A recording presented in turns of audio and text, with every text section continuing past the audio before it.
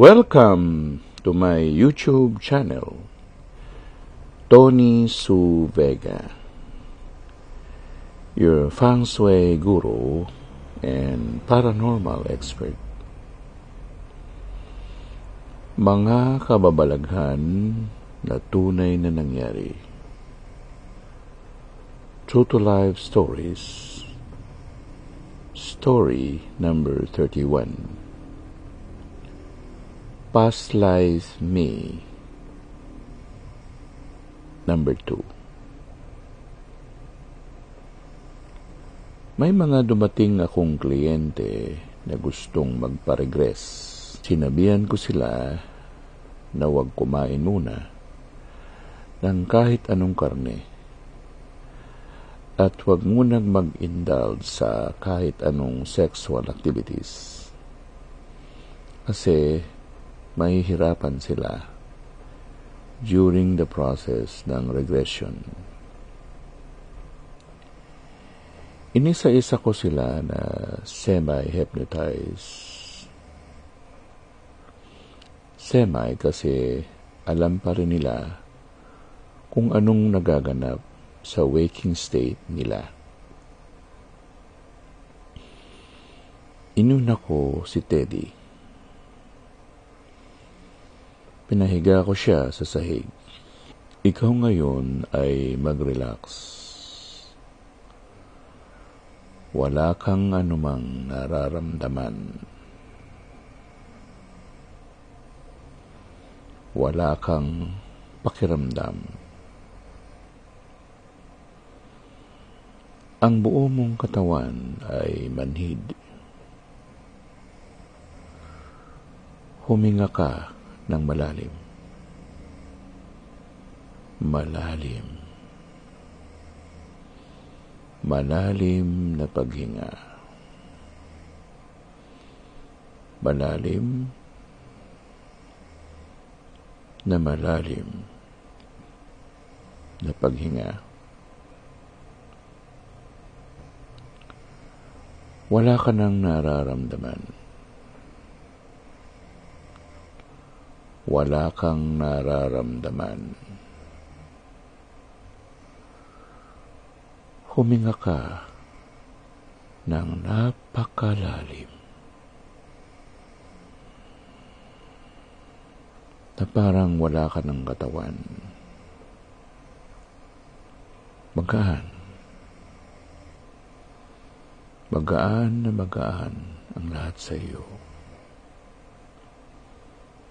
Wala ka ng katawan.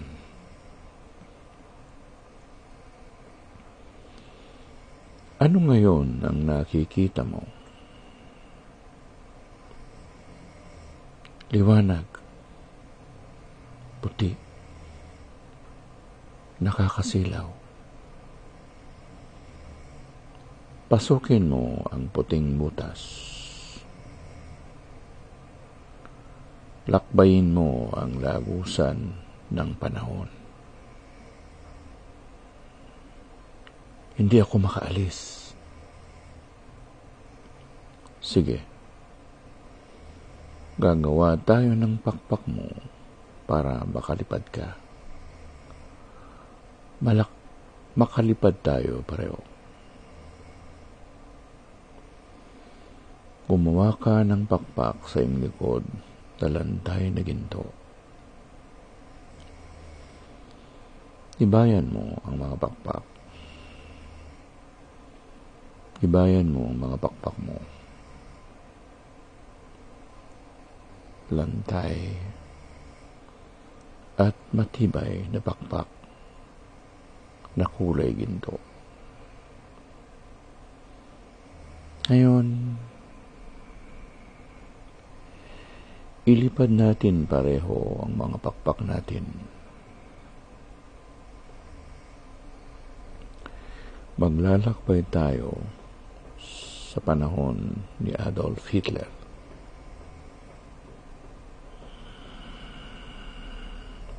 Sabihin mo sa akin kung anong nakikita mo.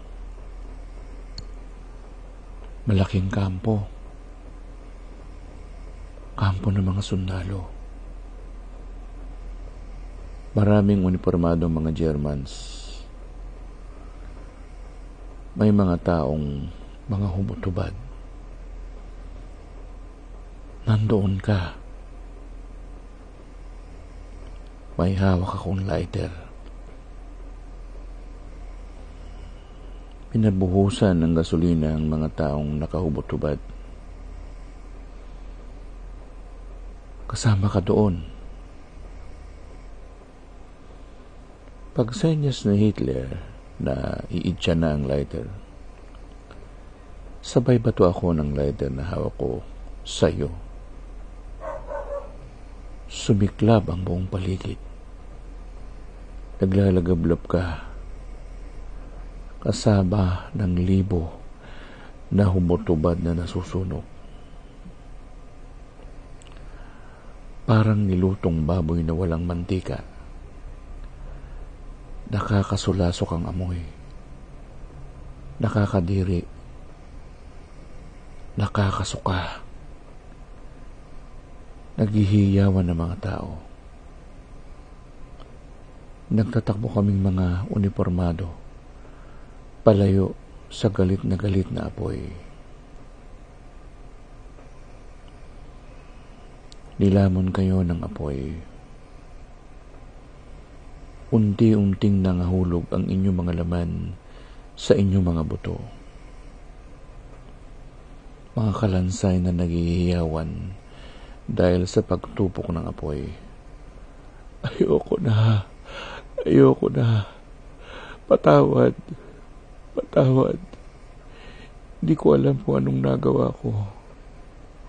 Isang nakakapanghilakpot na krimen ng genocide. Bilyon ang pinatay ko. Bakit ako sumunod? Bakit? Naging hysterical si Teddy. Umihiyaw. Humahagulgol. Ayoko na. Ayoko na.